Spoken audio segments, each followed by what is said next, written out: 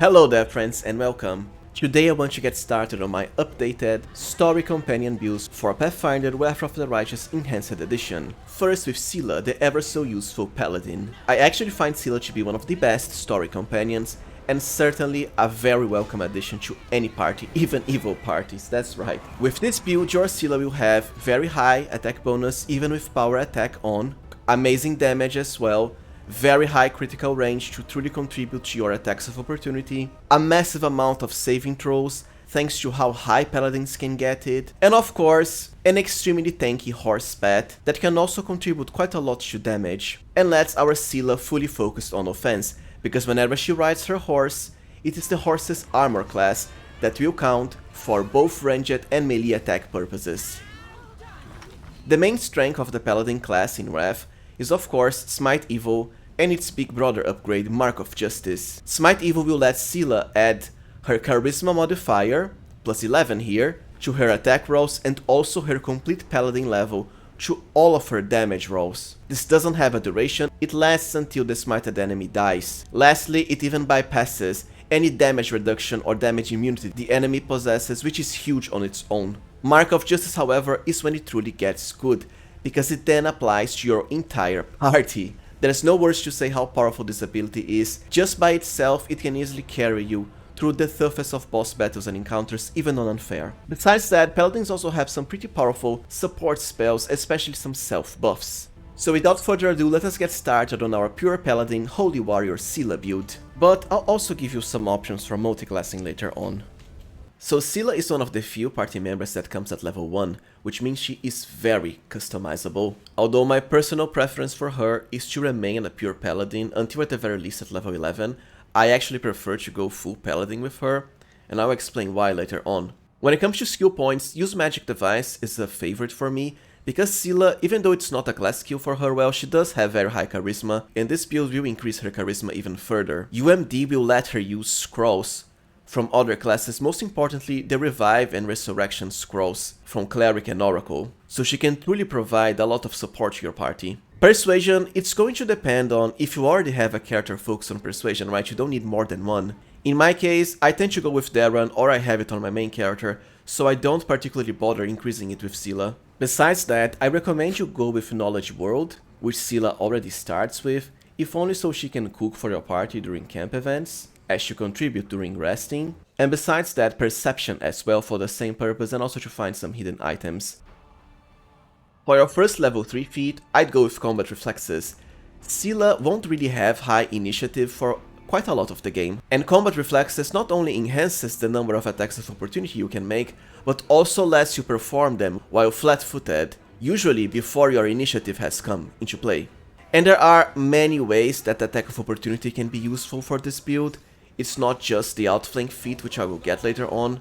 Early game, for example, your casters will have access to the Grease spell, which knocks enemies down, and if they try to get up, they'll eat an attack of opportunity from Seelah. The same for enemies that move past you, like the Sheer Demons early game, who like to charge to your backline, and of course knock down from pets that have Trip. For your first Mercy, I would pick Fatigued. There aren't that many effects that cause fatigue, but it can be pretty annoying to remove. For level 4, increase Charisma, which is also what you increase on all of the other levels, because of the amazing synergy this has with Smite Evil and Mark of Justice, also Seelah's own saving throw bonuses. For a level 5 feat, you basically have two choices. Outflank of course is always amazing, but it's a teamwork feat, so your other party members will also need to have this for this to truly be in effect. The issue with picking this early is that by default, only high base attack bonus characters like Paladins, Fighters, Rangers, the characters that get +1 to base attack bonus every level, will be able to get this so early. Because most of my party members are medium base attack bonus, like basically clerics, oracles, shamans, and so on, including pets,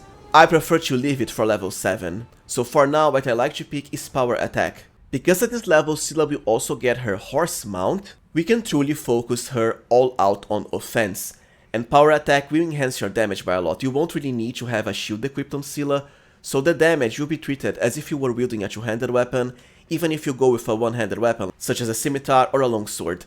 This can eventually add quite a lot of extra damage. If you are playing on unfair and you find the penalty to AB harsh early game, you can instead pick weapon focus earlier.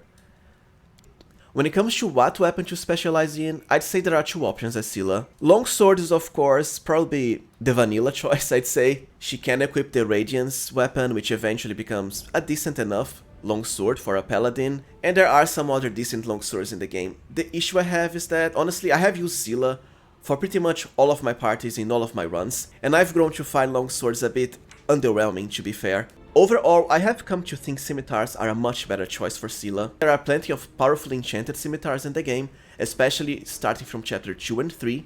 Most importantly, scimitars have higher critical range than longswords, capping out at 15 to 20, instead of 17 to 20. And trust me when I say that this does matter. The reason is simple. The higher your critical range, the more free attacks you'll be generating to your whole party through outflank and attacks of opportunity. And these can actually feed off each other. So anyways, I would personally specialize in scimitars. But to put it simply, power attack at level 5 or weapon focus into scimitars or longswords if let's say you are on unfair and you don't enjoy power attack so early.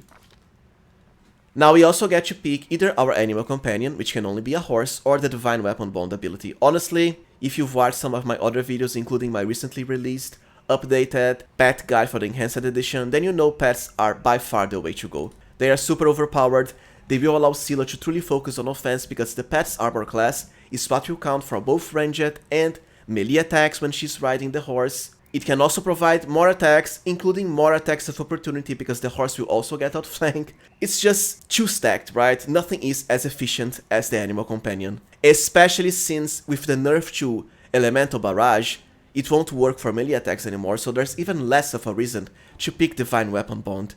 At most, this would add the Axiomatic and Holy property to your weapons, but who cares? We can easily get Holy as a permanent weapon effect, especially through scimitars. And as far as Axiomatic, you know the extra damage pales in comparison to all of the attacks, damage, and free attacks your horse pet will generate. Because remember, the pet is a side feature of your class, right? You have both Seelah and the horse doing very powerful attacks. For a level 6 Mercy, Disease is my preferred choice. Diseases are pretty annoying early game, because of how troublesome it is to remove them. With your Mercy you can easily dispel them just fine. Eventually your Clerics and Oracles will have access to the heal spell, which can cure diseases, but you know, it only comes at level 11 or 12 earliest. This is way earlier than that.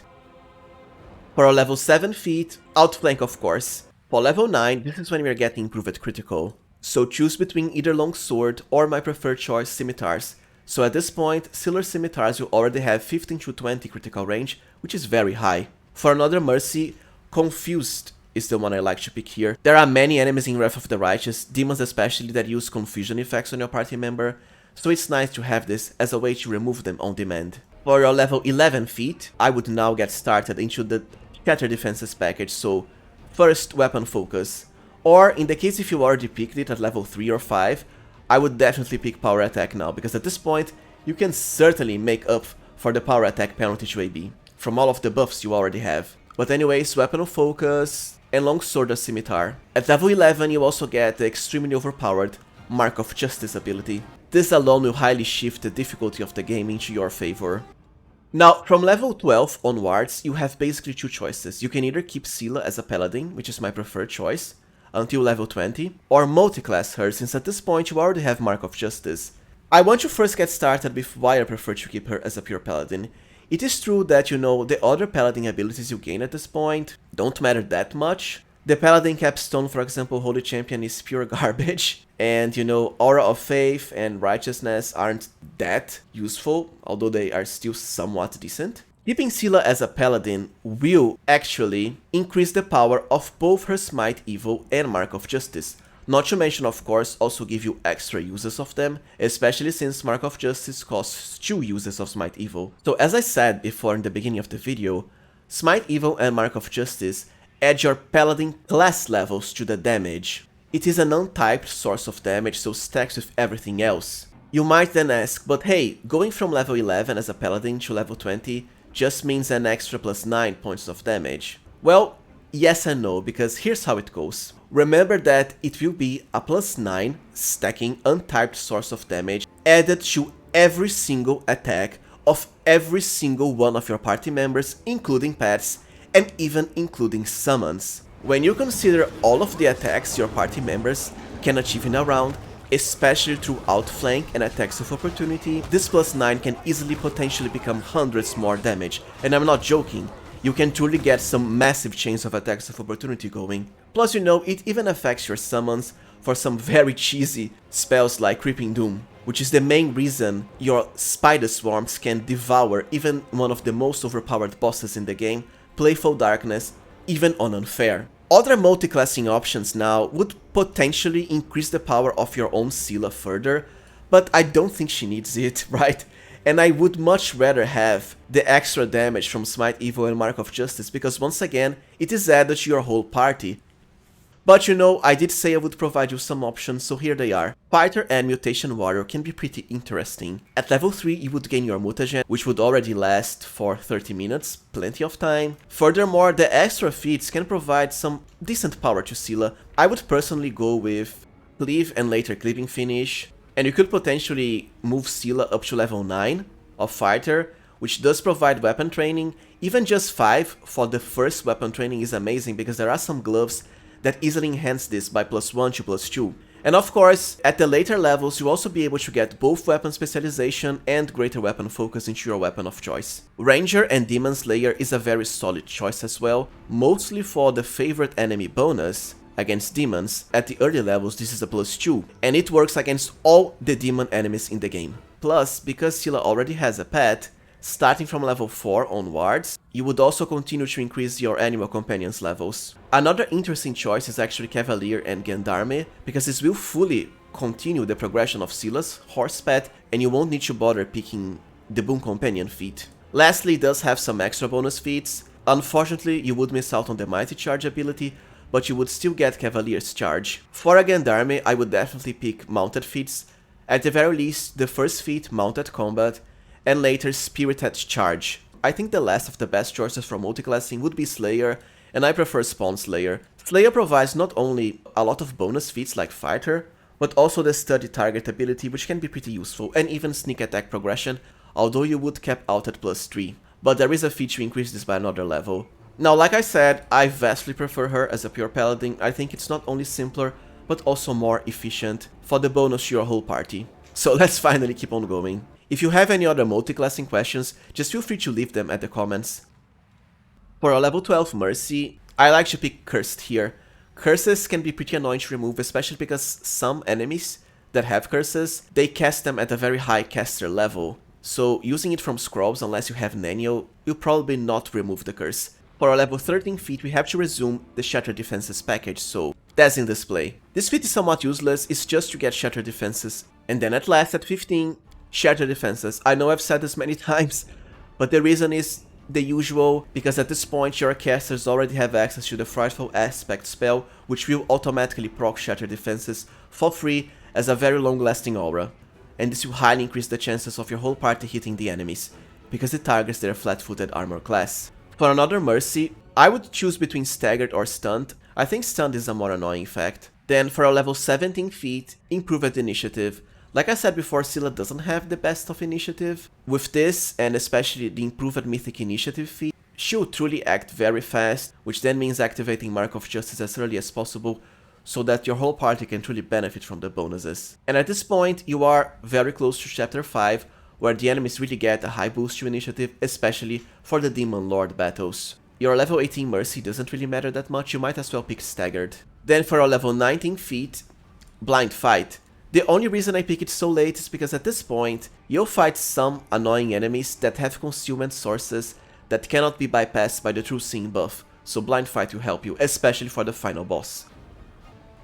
Alright, now let's talk Mythic Progression for our Seelah Holy Warrior Paladin. If you are on Unfair, then Last Stand will be my preferred pick, because of how useful it is all around, and you know on Unfair will take double damage, which is super annoying early game. But remember, Seelah will be mounted on her pet, so unless the pet actually dies, she won't be getting hit in combat. My preferred choice for, you know, normal, core and hard is Leading Strike. I have come to highly appreciate this feat for mounted builds, because you know, when riding your pet, both your character and the pets share the same slot, and you also attack pretty close to one another, so the rider has a Leading Strike to leave the mark on the enemy, and then whenever the pet attacks, the mark explodes dealing the extra damage, and this will just continue. For Mythic level 2, I would go for extra mythic ability, and then ever ready. This is a must for any character with high critical range and focused on attacks of opportunity.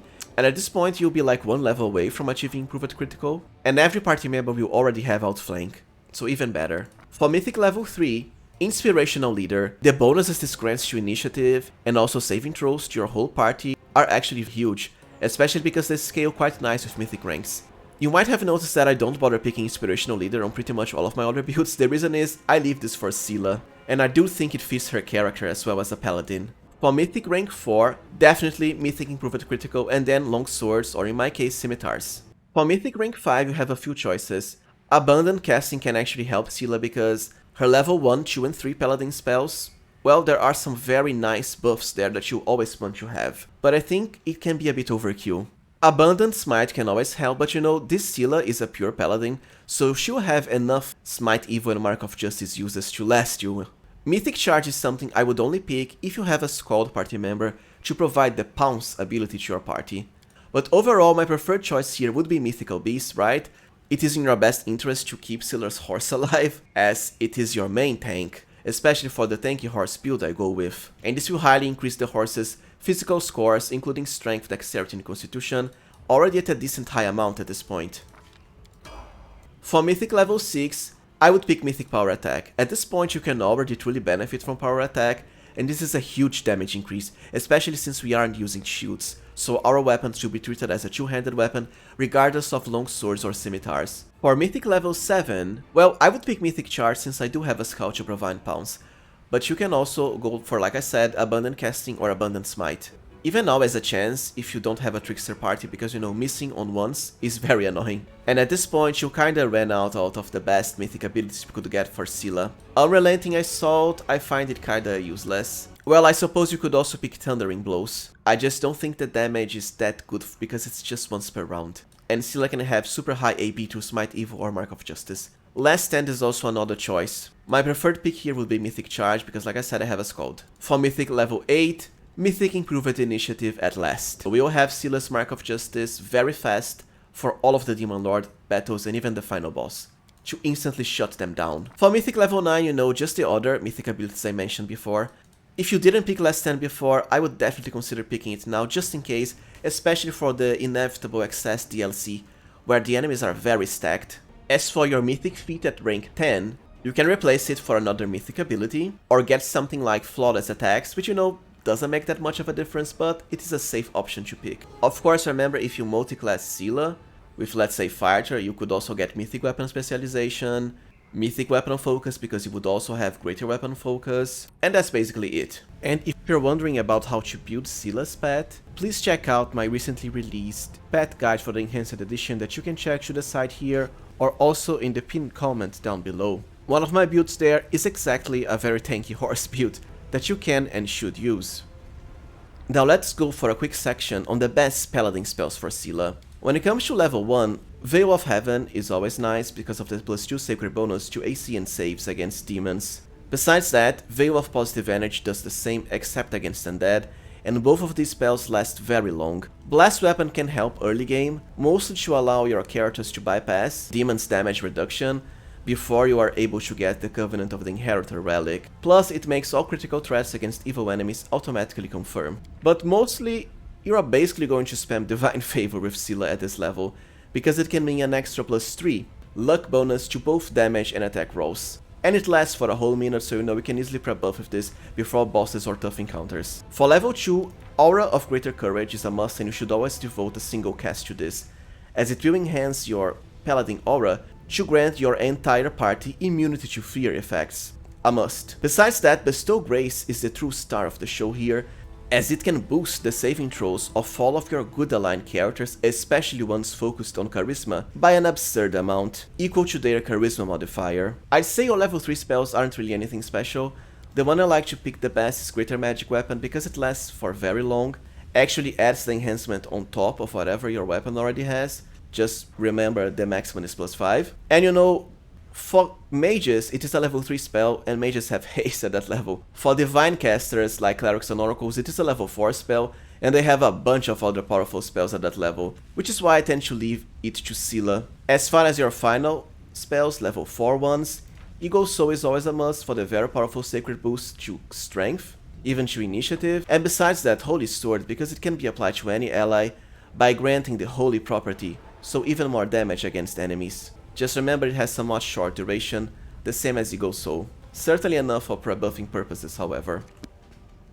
Alright, now let us talk about gear for Seelah. For the amulet slot, because Seelah doesn't have the best initiative, at least not for quite a lot of the game, I prefer to focus on amulets that add initiative. For armor, well, Seelah kinda doesn't need armor, as strange as that sounds, because you know, it is her pet's armor class that will count for all purposes. But you can definitely go with full plates, and later mithril full plates. There isn't really any armor in the game that enhances paladin abilities, unlike in Kingmaker, which is somewhat sad. Now, in case you don't want to rely on full plate since you know armor is kinda useless for you, there's some pretty powerful medium armor with passives, such as the Chainmail of Camaraderie, which increases your damage bonus against flanked creatures by +2 or +4 without flank. For the clothing slot, I prefer the Cloth of Heavy Fortification, if only to add 75% immunity to critical hits and sneak attacks, just in case. For belts, early game I'd say focus on belts of Strength and also Constitution, just in case, even when Seelah is mounted. Eventually, you know the usual belts of Physical Perfection with the highest modifier, which is +6. For the glove slot, I really like the Dashing Cavalier's gloves. It comes super early and grants you an untyped +2 damage bonus when mounted. In case you don't have these gloves, as they are a pre-order or backer reward, I believe, also for the Mythic edition of the game. Fencer's Gift can add some nice damage if your Seelah went with a fighter multiclass for weapon training. And the Star Embroidered Gloves can provide a pretty powerful boost to Seelah saving throws. For the boot slots, there aren't actually that many great boots in Wrath of the Righteous, even with the Enhanced edition. Ronak Sacrifice, I think it's overkill for Seelah. I'd much rather have this on the main character, or a dexterity focused character like Camellia, Wendwag, Rushalei and so on. So I would just go for the boots of Free Reign, which grant you freedom of movement for free. For the helmet slot, for the early game, be sure to go with helmets that increase Seelah's charisma. Starting from chapter 3, however, if you have the Treasure of the Midnight Isles DLC, I'd much rather go with the Hat of the Bitter End for the super overpowered +2 stacking bonus to attack rolls whenever you kill an enemy. The reason is that DLC can also grant you the Broken Trickster glasses, which increases Seelah's charisma by +6, so we don't have to rely on headbands for that. Plus, the tanky property is very good as well. For the cloak slot, because Seelah already has such amazing saving throws, I like to go with the Call to Violence cloak. It is a cloak of resistance +4 that grants an aura that empowers your enraged allies with a +2 bonus to attack and damage rolls. The reason is, you know, I usually go with Skulls, but if you are a demon character, and yes, Seelah can actually stay with you on Demon Path to the end, it will also help if you share your demonic rage to the aspect of the Baylor ability. But failing that, you know, Cloaks of Resistance with the highest modifier. For the ring slot, I really like the Clemency of Shadows on Seelah.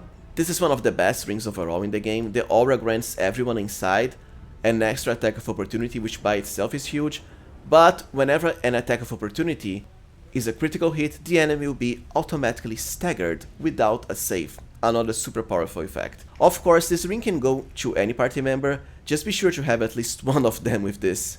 Lastly, and this is for once an item that empowers a paladin, the Righteous Crusader's ring for the extra Smite Evil use per day. For the braces slots, you can go with the Braces of Breaching or the Righteous Exorcist bracers, at least for the early game.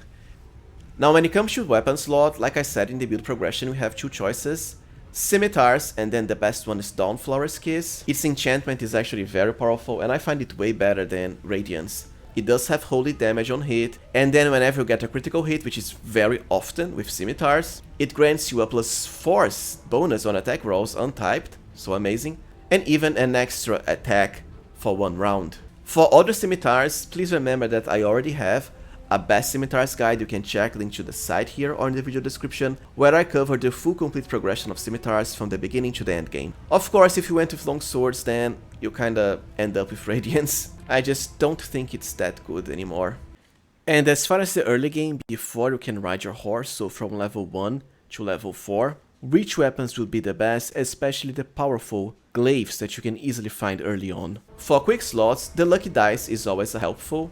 Now, the old Grimoire is an item I find very good for paladins or rangers, because it adds a bunch of extra spell slots from level 1 to level 3 spells. And paladins and rangers, well, they can only cast level 1 to level 4 spells, so that's most of your spells. I'd rather have it on someone like Seelah, because you know, when it comes to your full casters like Oracles, Sorcerers, Wizards, you'll have more than enough level 1, 2 and 3 slots than you can handle.